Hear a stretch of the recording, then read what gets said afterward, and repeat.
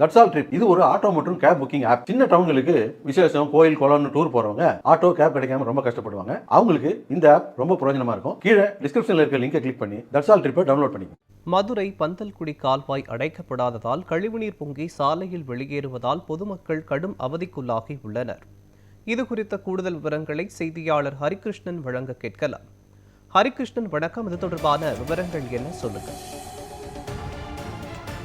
மதுரை மாநகராட்சிக்கு உட்பட்ட 26வது வார்டு பகுதி. இந்த வார்டு பகுதியிலே ராஜேந்திர பிரசாத் சாலை என்கிறது ஒரு மிக முக்கியமான பகுதியாக இருக்கிறது. பல்வேறு இடங்களில் இருந்து இந்த சாலை வழியாகத்தான் பொதுமக்கள் பயணிக்க வேண்டிய ஒரு சூழல் இருக்கிறது.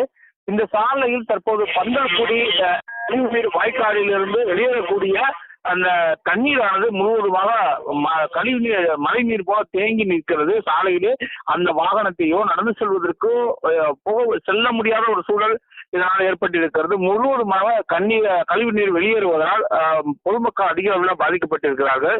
இந்த பந்தல்குடி வாய்க்காலில் தற்போது பணிகளானது நடைபெற்று வருகிறது. இந்த நீண்ட பந்தல்குடி வாய்க்காலில் தற்போது கழிவுநீர் நிற்காத வண்ணம் அதை வெளியேற்றுவதற்காக சிமெண்ட்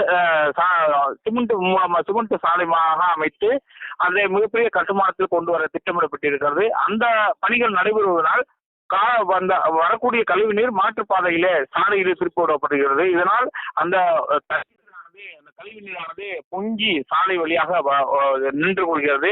முழுவதுமாக அந்த தண்ணீரானது மழைநீர் போல தேங்கி நிற்பதனால் இருசக்கர வாகனத்தில் செல்பவர்கள், நடந்து செல்பவர்கள் மற்றும் வாகனங்களில் செல்பவர்கள் செல்ல முடியாத ஒரு சூழலுக்கு உண்டாயிருக்கிறது. தொடர்ந்து பல்வேறு கட்ட போராட்டங்களும் நடத்தி வருகிறார்கள். ஆனால் மாநகராட்சி மாற்று பணிகள் ஏதும் செய்யவில்லை என்கிற ஒரு குற்றச்சாட்டை முன்வைத்திருக்கிறார்கள். முக்கியமாக இந்த பணிகள் நடைபெறாதனால் மக்கள் அதிக பாதிக்கப்பட்டிருப்பது குறித்து மாநகராட்சி கண்டுகொள்ளவில்லை என்கிற ஒரு குற்றச்சாட்டை முன்வைத்திருக்கிறார்கள். விரைவிலே இந்த சாலையை சீரமைக்க வேண்டும், அதற்கான நடவடிக்கைகளை மேற்கொள்ள வேண்டும் என்கிற ஒரு கோரிக்கையை முன்வைத்திருக்கிறார்கள். பல்வேறு கட்ட போராட்டங்கள் நடத்தி இருக்கிறார்கள். அங்கு இருக்கக்கூடிய மாமன்ற உறுப்பினர்கள் தங்களுடைய பகுதிக்கு சாலையை சீரமைத்து தர வேண்டும், அதே மாதிரி கழிவுநீர் வெளியேறாத வண்ணம் நடவடிக்கை எடுக்க வேண்டும் என்கிற போராட்டத்தை நடத்தி இருக்கிறார்கள். ஆனால் இருந்தபோது ஒரு மாதத்திற்கு மேலாக இந்த நிலையானது நீடித்து வருவதாக குற்றம் சாட்டி வருகிறார்கள். ஆகவே மாநகராட்சி நிர்வாகம் போர்க்கால அடிப்படையிலே இந்த கழிவுநீர் தேக்கத்தை சரி செய்ய வேண்டும், அதே போன்று எங்கும் கழிவுநீர் இல்லாத வரைக்கும் சாலை அமைத்து தர வேண்டும் என்கிற ஒரு கோரிக்கையை முன்வைத்து பொதுமக்கள் கோரிக்கை விடுத்திருக்கிறார்கள். மோகன்,